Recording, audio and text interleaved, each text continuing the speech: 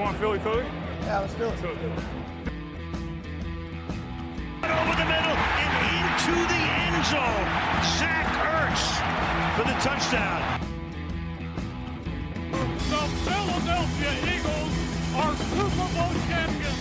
Eagles fans everywhere. Bonjour à tous et bienvenue dans ce nouvel épisode de Fly Podcast Fly, en effectif réduit, Papa Noël oblige, crise de foi pour les uns et crise de foi pour les autres. Du coup, je suis là, fidèle au poste. Bonjour à tous, c'est Greg avec également François d'Eagles.fr. Salut François. Salut Greg, un vrai plaisir. Bah ouais, on en a perdu 2 sur la table du réveillon. Ouais, évidemment. Et bonne année à vous. Bonne année à vous les Eagles fans. Victor a perdu sa série de 130 Fly Podcast Fly consécutifs. C'est dur, c'est Et dur. voilà, le réveillon lui aura été fatal. Ouais, mais je peux comprendre évidemment. Et bonne année à tous. Meilleurs vœux pour vous, vos proches, et surtout un Super Bowl qui est le seul objectif, quoi qu'il arrive. Et comme le dit si bien, moi, tiens, Road to Super Bowl, mesdames, messieurs. Même à 2-2, même quand François, ici présent, vous les virez, Nick Sirianni. Bon, enfin bon, François va pas vivre sur le passé. Tu vas nous offrir le résumé du match parce que mine de rien, c'est toujours un plaisir de dépecer, de massacrer, de détruire, d'humilier les Cowboys.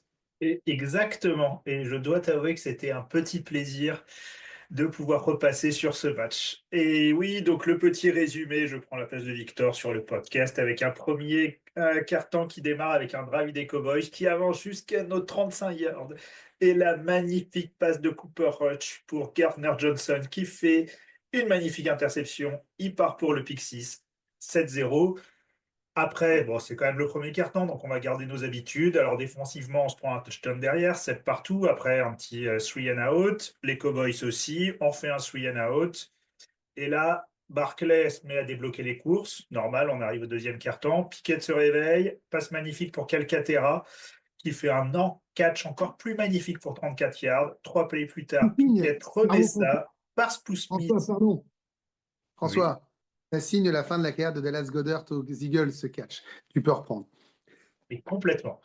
Passe pour Smith de 22 yards. Oui, Pickett sait faire des passes de plus de 20 yards. Il en a fait 2 sur ce drive. 14-7. Kick-off, fumble des Cowboys. On n'en tire qu'un field goal, mais 17-7. Et on repart. Là, les Cowboys avancent.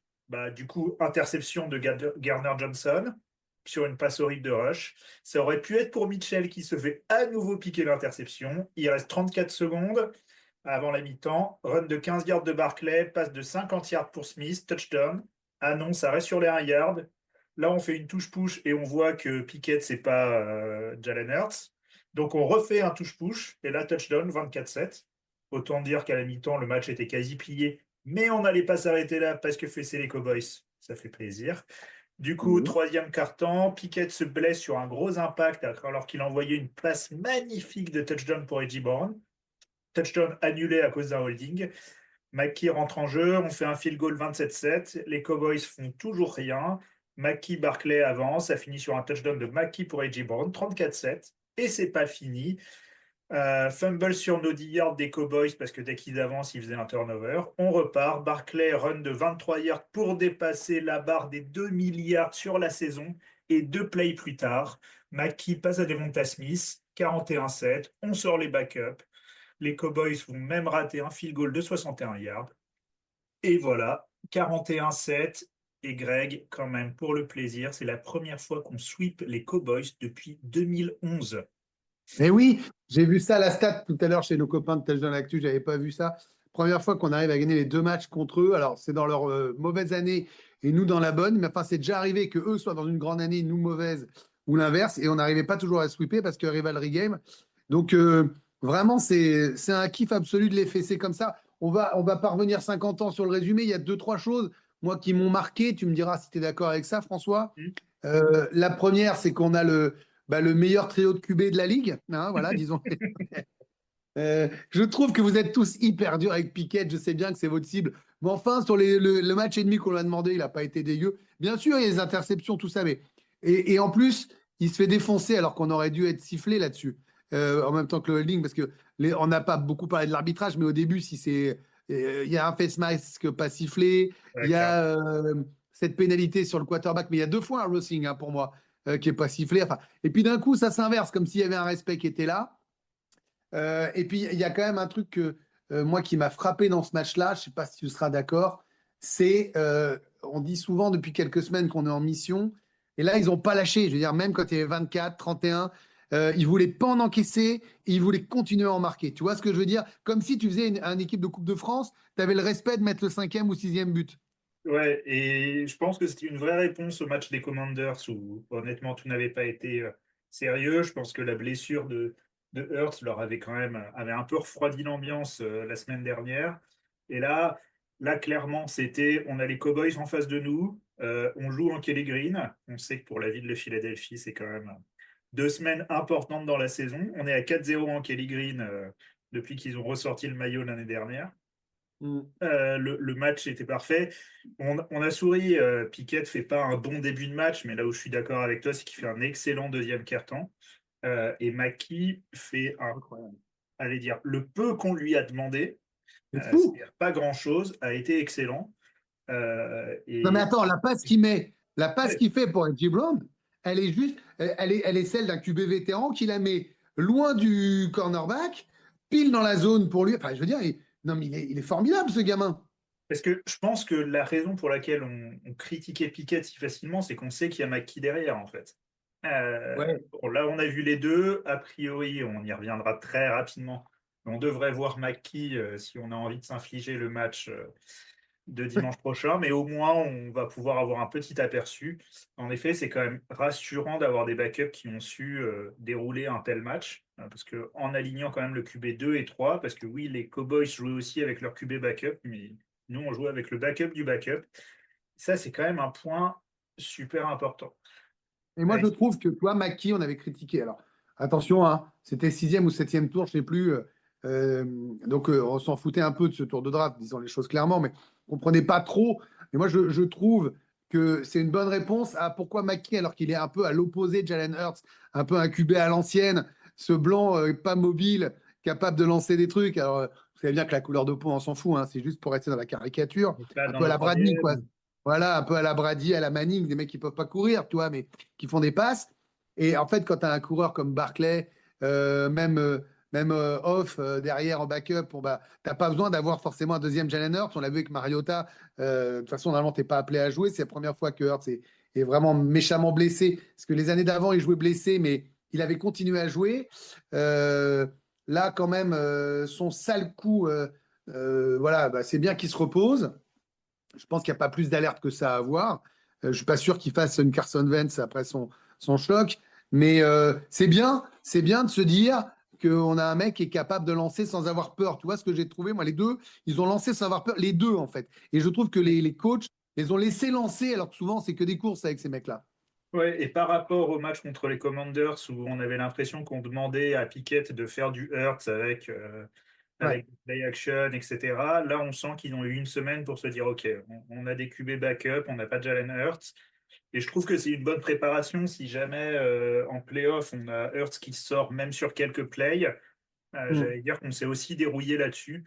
Et on a vu que l'attaque, ça allait dérouler. La défense, on n'avait pas de crainte, mais c'est quand même rassurant de voir qu'elle a refait le match après des hauts et des bas contre les Commanders. Là, copie parfaite. Alors Euh, attention, hein, on n'est pas en train de dire qu'on peut gagner sans Hurts. Hein. Enfin, surtout pas moi, mais je sais bien que vous êtes tous. C'est pas ce qu'on est en train de dire, hein, pour éviter tout malentendu. Hein, parce que non, mais c'est là quand même que. on voit l'impact Ah bah, énorme voilà. quand même sur le running game, sur tout. C'est là que tu Ce vois qu'on quand va même qu'un QB espérer, élite, ce qu'on va un espérer, QB c'est élite, qu'ils ça fait tout. reviennent. Hein.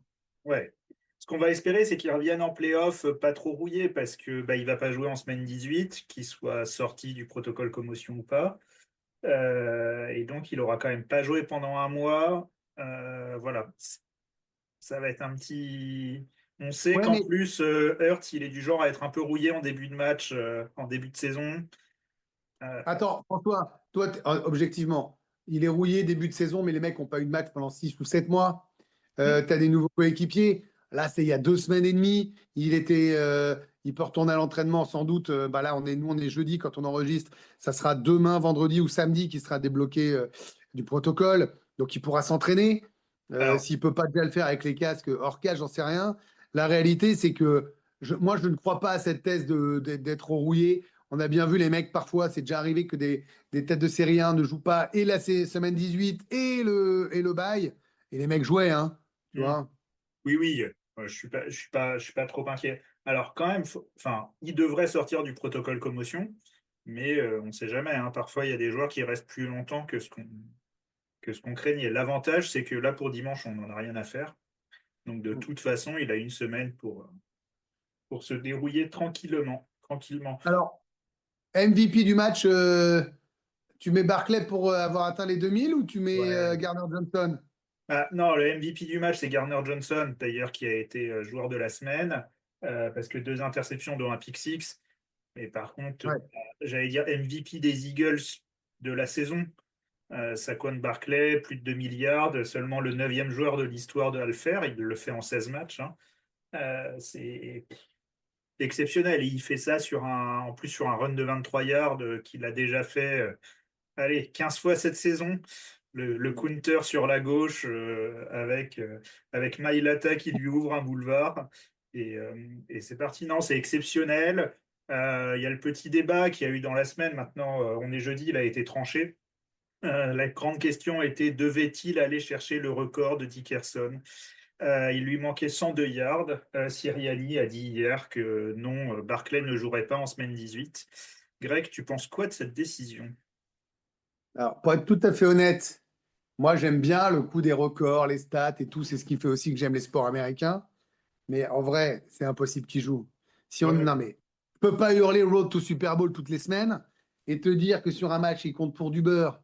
Euh, mais ça reste quand même un rivalry game parce que ces abrutis de Giants sont capables de gagner la semaine dernière pour perdre le pick 1. Donc, on ne sait pas ce qu'ils peuvent faire là. Euh, pour qu'il fasse 102 yards et battre un record qui aurait été du genre ah oui, mais c'est pas le vrai parce qu'il l'a fait en 18 matchs et pas en 17. Moi, je préfère qu'il garde le record finalement avec les carries, les ballons portés finalement qui est en soi le vrai record et qu'il ait battu les 2000. Je me dis que l'année prochaine, rien n'interdit qu'il puisse recommencer à le faire. Euh, non, non, mais en fait, il faut être sérieux 2 secondes. Moi, c'est super le record, mais moi, je m'en branle. Moi, je veux un Super Bowl. Moi, je veux une bague. Qu'est-ce que s'il se pète dans ce match-là, tous ceux qui disent ah bah ouais, mais moi j'aurais voulu le record, qu'est-ce que diraient ces gens? Ah Et, bah voilà, on peut pas gagner le Super Bowl parce qu'il est blessé pour un match qui compte pour du beurre. Mais Sirianni saute alors qu'il a le deuxième record de coach qui démarre en cas. Non, mais c'est pas possible, les gars. et puis surtout, on dit si Barclay blesse, mais si tu vas chercher le record, tu mets la ligne offensive titulaire. Tu Bien mets sûr. Mailata, Dickerson, Jurgens, Becton, Lane Johnson, les 5 qui se sont blessés cette saison. Euh, et la probabilité que un des 5 se blesse, et notamment Mailata et Lane Johnson, qui sont honnêtement, évidemment qu'on dit que Barclay c'est le MVP, c'est lui qui a battu le record, mais nos deux tackles sont potentiellement deux des allez, 4-5 meilleurs de la ligue. Bien sûr. Si on les perd, on a vu à chaque fois que Lane Johnson est blessé, l'impact sur l'attaque. Euh, Moi, je dis c'est ce genre de blessure qui me fait plus peur que celle de Barclay. Alors Je évidemment, vais te Barclay, dire, ça fait très peur. Et Lane on aurait Johnson, été. il impacte aussi le jeu de passe, quoi. Bien sûr, tu as raison. Non, mais tu as raison, parce que c'est pas que Barclay, tu as raison de souligner le fait que c'est une ligne entière. On aurait été premier avec la baille. Ouais. Je ne sais pas si je l'aurais pas joué. Je ne sais pas si j'aurais eu le même argument. Je ne sais pas si je Comme l'aurais toi. tenté en une mi-temps, voir s'il n'est pas capable de mettre, on va dire, 75 yards en une mi-temps. Où on dit on court, on court, on court, on s'en fout. Et puis il faut 20 yards, on te sort à la mieux troisième. Tu vois ce que je dis, j'exagère parce que c'est un peu humiliant de te dire qu'on va leur mettre les 105 yards en trois quarts temps, mais enfin, c'est pas impossible. Voilà, je ne dis pas. Là tu n'es pas numéro un, donc tu joues tout de suite. Tu vas jouer les Packers, vraisemblablement, qui est quand même une bonne équipe parce que moi, je vous disais que pour moi, c'était l'éventuelle finale de conf. Mais en vrai, je trouve qu'on a tellement surestimé la AFC qu'il y a 2 très bonnes équipes, voire 3. Mais en vrai, la NFC, elle est hyper homogène. Les meilleurs bilans hors chiffres sont NFC. Et tous les adversaires sont compliqués. Je veux dire, là, il y a pas choisir le. Tu choisis, tu dois gagner, mais tu dois choisir ton poison. On aura l'occasion d'en reparler, tu vois, dans le podcast la semaine prochaine. Mais donc, tu peux pas prendre le risque, en fait. Tu dois être à 100% dès le première seconde du premier quart contre les Packers. C'est pas possible. Ouais. Mais les Packers, qui perdent encore contre une grosse équipe, bon, on verra bien on en reparlera la semaine prochaine pour être sûr de l'adversaire, hein. Mais moi, je pense qu'ils ne pouvaient pas jouer. Ça me paraît impossible d'imaginer qu'ils puissent jouer. On peut rappeler, là, comme tu parlais du potentiel match contre les Packers, on rappelle le scénario, hein. Donc, les deux matchs qui nous intéressent, c'est Commanders Cowboys et Packers Bears. Donc, première, premier cas très simple, les Commanders gagnent contre les Cowboys. Les Packers sont seed 7, on est seed 2, et donc c'est eux qu'on joue en wildcard la semaine suivante. Deuxième scénario, les Commanders perdent et les Packers gagnent. Dans ce cas-là, c'est les Commanders qui descendent en seed 7 et donc on se taperait les Commanders. Étant donné ce que tu as dit, je, je devine que tu serais quand même soulagé qu'on se tape les Commanders et pas les Packers. Non, mais moi, je préfère, de toute façon, je vous l'ai dit, je me méfie des. Alors, je suis un tout petit peu déçu, je dois dire, des Packers sur la fin de saison, Mm. parce que je les voyais plus haut. Mais après, attention, hein, les gars. Enfin, les gars, on est plus que deux. Enfin, ceux qui nous écoutent, c'est du 11-5 et ça perd que contre les 5 meilleures équipes. Et dès qu'il y avait une équipe en dessous, voilà, ce qui veut dire qu'ils ne sont pas au niveau pour nous battre les Vikings ou vraiment les meilleures équipes de la NFC ou les Lions.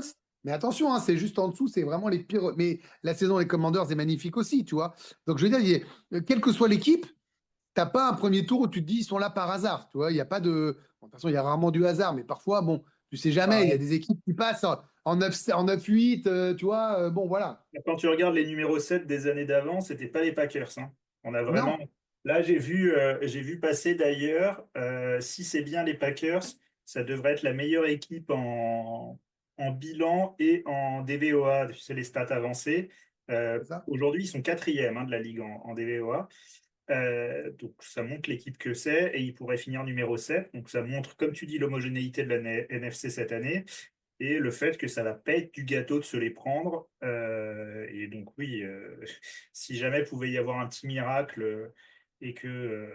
Non, mais attention, Washington, c'est pas mal hein, quand même, hein. Faut pas, on n'est pas en train de. Parce que Oui, Washington finira à 11 victoires. C'est moins non, mais fort pour moi, c'est mais juste c'est un que beau niveau, quand entre les deux, on l'a vu, les Commanders, en faisant un match avec beaucoup d'erreurs, on était dans le match. Je pense que ça correspond. Enfin, en jouant sérieusement, c'est un match qu'on se doit de gagner, notamment avec Jalen Hurts. même. Les Packers, tu l'as dit, en fait, les Packers sont un peu plus sur courant alternatif. Après, ils ont aussi des soucis aux lignes qui font qu'à mon avis, on prendrait le dessus si on les rencontre. Mais globalement, l'équipe est beaucoup plus homogène. Et puis, elle a plus d'expérience de playoff, hein. Et Les oui, Commanders bien sûr. sont plus rouillés là-dessus. Les Moi, ce Packers, qui ils ont m'embête déjà avec les fait un Packers, miracle l'année dernière. Donc, hmm, voilà. Ça... moi, ce qui m'embête avec les Packers, c'est que on voit bien, ils ont été capables en 5 minutes de remettre un doute énorme dans la tête des Vikings, alors que le match était plié. Et Ouais. c'est un match à 27-13, le match n'est pas fini à 5 minutes de la fin, j'en suis sûr. Jordan Love, il l'a fait l'an dernier en playoff. Mais comme tu dis, moi je pense, enfin, on est en mission et on est favori. Je sais que Victor l'écrit à tour de bras quand on se parle. Je suis d'accord avec lui. On est favori de cette NFC. Alors on va me dire, oui, mais moi je parle avec mes potes de la NFL, l'ancienne équipe de l'équipe, alors que ce soit Anthony, Seb, Sejan, Anthony Maungu, même encore Peter et tout ça. On en parle, on se dit, bon, les Lions, ils sont quand même forts, mais les Lions, ils prennent 40 points par match, alors ils les gagnent. Mais il y a un moment, c'est impossible. Alors moi je veux bien, hein. Peut-être que je me tromperai et que dans 8 semaines, je vous dirai pardon, mais je ne vois pas comment tu gagnes un Super Bowl en encaissant 40 points, même en marquant 41. Ça n'existe pas, en fait. Ça n'existe pas. C'est simple. Ça n'existe pas. Voilà. Je suis d'accord. Les Voilà. attaques remplissent les stades, les défenses gagnent les championnats. Voilà. Et tu as beau dire ce que tu veux, il n'y a pas de contre-exemple. Ou alors une défense à peu près correcte, tu vois. C'est pas toujours la meilleure défense, mais au moins le top 5 défense qui d'un coup a une bonne attaque. Donc, Mais et je suis désolé, hein, les Vikings. il y a un presque contre-exemple, c'est une excellente défense qui se trouve au Super Bowl en prenant 35 points contre les Patriots en 2017, enfin 2018, Voilà. c'était nous, quoi. Mais Ouais, on avait une excellente défense qui nous emmène jusqu'au Super Bowl. ouais. Et chaque année où on a été très loin, on a été porté autant par la défense que l'attaque. Et Et dans moi je crois qu'on a. dans les playoffs, on a besoin de l'attaque, on a besoin de la défense. Bien sûr, bien sûr. Et, et en effet, je pense que ça va être trop juste. Je pense que ça va être trop juste. Et juste une dernière question. J'ai pas le calendrier, donc tu vas nous le donner. C'est Commanders at Cowboys. Écoute, je Parce que les Cowboys, pour leur dernier match, sont capables de s'amuser. Hein. Alors, moi, c'est ce que j'ai beaucoup dit là sur le compte Twitter, on en parlait. Moi, je crois vraiment que les Cowboys vont vraiment chercher à gagner. D'abord parce qu'on les a humiliés et que donc je pense qu'ils vont vouloir faire autre chose. Et ensuite, à contrario, les Commanders, s'ils jouent que la seed 6 par rapport à la seed 7, c'est possible qu'ils aient la tête une semaine plus tard, un peu trop vite. Donc là où nous, on a eu un passage à vide, là, par exemple contre eux, c'est possible que ce soit eux qui l'aient. Alors Et attention, après, à ils contrario, préféreraient nous les jouer. Packers, ils vont pas avoir envie de laisser passer leur Ouais. chance. Bah oui, parce que faut rappeler que 3 ou 4, c'est soit Tampa, soit les Rams. Et c'est a priori quand même pas simple d'aller là-bas, mais c'est plus abordable que chez nous. Hein, Ben voilà, c'est quand ça. t'es 6. Euh, c'est ça. Et du coup, je regardais. C'est à Dallas. Ouais, c'est ça, ouais, c'est ça. Hein. Mais bon, ils sont nuls à Et domicile. Donc, Green Bay joue chez eux. Donc, non, non, c'est vraiment loin d'être. C'est loin d'être perdu. Hein. Les Cowboys, à part leur passage à vide contre nous, avaient fait quand même beaucoup de bons matchs avec Cooper Rush. Hein. Ils sont quand même à 7-9. ouais, Euh, ouais. donc, c'est pas non Avant nous, ils étaient sur une phase magnifique. Mais tu vois, Ouais. on finit par ça, mais le momentum de Green Bay est pas très bon, et ça, c'est toujours bien. Et en vrai, d'expérience, maintenant, on l'a bien vu avec nous l'an dernier. Hein, il y a très peu d'équipes qui abordent les playoffs en n'étant pas dans une bonne série qui vont loin. C'est pour Mm. ça que ce soit les Packers, les Steelers, les Broncos éventuellement. Voilà, de toute façon, ils n'auront aucune chance, même pour moi. Mais voilà, c'est pas des équipes. Pour moi, c'est pas des équipes qui peuvent créer une surprise malgré tout. Tu vois, les Packers, je les voyais forts s'ils étaient en top 3 parce que j'imaginais bien que c'est une équipe capable de battre soit Minnesota, soit Détroit. Tu vois, sur un match avec un peu les mecs blessés. Là, si c'est contre nous, je le sens pas. Tu vois ce que je veux dire. Donc, euh, pour moi, la façon dont tu termines ta saison est importante. C'est pour ça que c'est très important d'avoir mis ça contre Dallas, parce que tu restes pas sur le momentum des Commanders. Donc ça, c'est plutôt pas mal. Et c'est là où les Rams vont être intéressants à suivre, hein, parce Ouais, ils sont ouais. très très chauds depuis le milieu de saison. Oui, mais c'est nos petites choses depuis Ah non, quelques mais je suis saisons. pas inquiet, je suis pas inquiet pour nous. Par contre, je vais être très curieux de voir en wildcard. Mais Euh, pareil, aller jouer à Tampa, pas simple. Hein. C'est pas ouais, parce que parce que si Tampa se qualifie, s'il n'y a pas de, allez, s'il n'y a pas de surprise avec Atlanta, mais qui, bon, voilà, il n'y a pas de raison. Euh, aller jouer chez eux là-bas avec un bilan de 17, nous, c'est une sale équipe. Hein. ils ont une attaque top 5. Non, non, mais de toute façon, il y a que des. Cette année en NFC, il n'y a que des beaux candidats et Mm. il y a pas de, il y a pas de débat là-dessus. D'ailleurs, un petit mot quand même, parce que on est passé rapidement, mais on peut quand même célébrer le fait que nous sommes champions de NFC East. Bien sûr. Bien sûr. À nous. Mais comme chaque année Pareil, depuis 50 ans, ça varie. Mais 20 ans. ça varie 20 ans. de 20 ans. Mais ça C'est quand varie, même je sais dingue, bien. hein. C'est quand même Non, dingue. mais, ouais, mais non, mais regarde, ils nous ont montré le calendrier de l'année prochaine. On a encore un calendrier de l'enfer. Comment tu veux conserver ton titre quand tu prends des calendriers de l'enfer? Parce que le premier, il a toujours des trucs. Bon, c'est valable partout, mais moi, je me sers de ça. Mais voilà quoi. Non, mais ça va être une belle semaine. Euh, on n'a pas besoin de trop s'étaler sur le match face aux Giants, hein, de toute façon, puisque Non. bah, ça va être nos remplaçants. On souhaite aux Giants de gagner pour remonter au 7e ou 8e choix, histoire de vraiment ne pas avoir de choix de quarterback. Non, Euh, ce qui prouve vraiment que la NFL ne grâce à leur tank pas victoire autant. miraculeuse, ils sont passés numéro 3 déjà. Mm. Non, mais ce qui prouve que la NBA n'a rien à voir avec la NFL, la NFL avec la NBA. Tu peux pas tanker. C'est ce qu'on avait vu avec nous. Enfin, je veux dire, c'est impossible pour un poste si haut parce que les mecs veulent des contrats, veulent montrer qu'ils peuvent intercepter, peuvent montrer qu'ils peuvent avoir des stats, ont des primes sur certains trucs de yards. Bon, bref, c'est très compliqué, quoi. Voilà. Il y a un moment, les gars, ils ont trop d'objectifs personnels. C'est trop une accumulation de destin personnel dans une équipe pour tanker. Ouais, ouais, ouais. Je suis bien d'accord. Et voilà, je pense qu'on a fait le tour. On a fait le tour.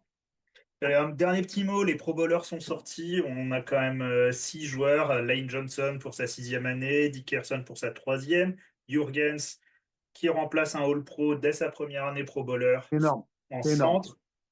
Un running back assez bon dont on a un peu parlé, Barclay. Lui, Pro Bowl, c'était évident. All-Pro, ce sera évident. Zach Bone, notre linebacker sorti de nulle part. Un linebacker des Eagles Pro Bowler, j'ai pas eu le temps de chercher, mais je pense que ça fait quand même quelques années qu'on a Depuis pas eu ça. Trotter? Depuis Jeremiah Trotter, non? Ouais, écoute, on recherchera ça. Et Jalen Carter, lui, du coup, méritait. Les stats n'est pas forcément là, mais l'impact dans le jeu est dingue.